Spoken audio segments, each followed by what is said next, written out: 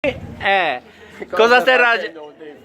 Sì, sto facendo un video, Gianluigi. Spiega un po' a questi ragazzi come, in cosa consiste la tecnica del carboncino e che cosa stai realizzando tu adesso. Cosa sto realizzando? Si vede. Questo cane è anche presente qui oggi, no? O se n'è andato via? Non c'è, c'era prima. Si chiama Hook e lo salutiamo. Insieme al padrone che è Marco, giusto? No. Davide. Dai Davide, Marco no. Vabbè, ho una memoria labile, devi perdonarmi. Allora, sì, esatto. Allora, questo è interamente realizzato come queste altre opere che avete visto dentro la sala e qua fuori, con l'utilizzo appunto del carboncino che lui gli fa la punta praticamente con la carta vetrata perché col temperino si romperebbe, sì, giusto? Essendo molto morbido il carboncino. Perfetto. E innanzitutto diciamo ai ragazzi che per realizzare un'opera del genere 50x70 circa ci vogliono dalle 30 alle 40 ore, giusto? In media diremmo 50 ore in media. Questo per ora l'hai realizzato in 20 ore. Sì, ci sarebbero altre 20-30 ore. 20-30 ore, ok, raccontaci qualcosa.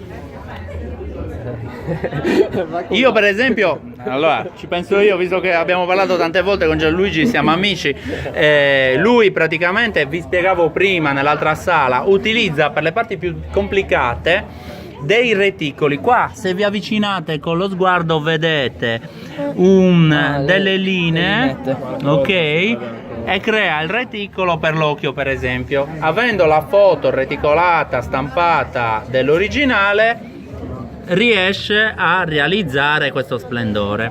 Lo stesso, vediamo i particolari, eccetera eccetera. Poi lui, una volta che termina il grosso, lo ritocca poi alla fine per dargli la luminosità con posso usare per esempio questi per sfumare. Li sfuma.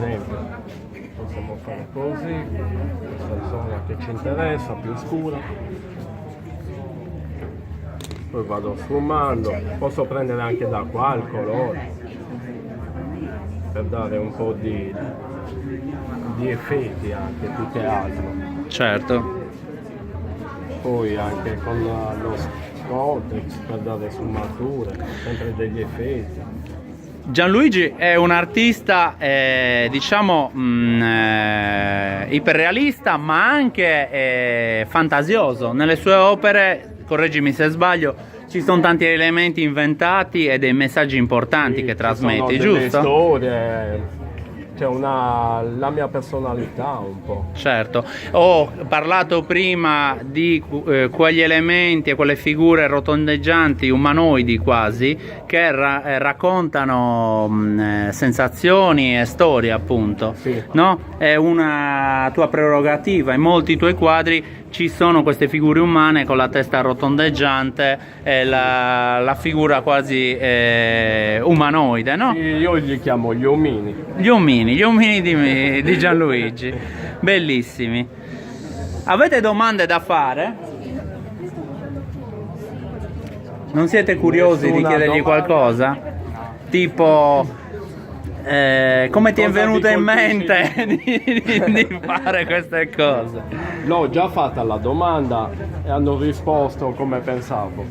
Il particolare che vi piace di più del disegno? Gli occhi.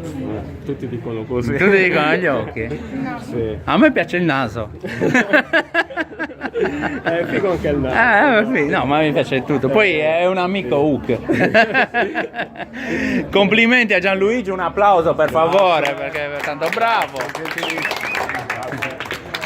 E grazie, continuiamo con gli altri artisti allora.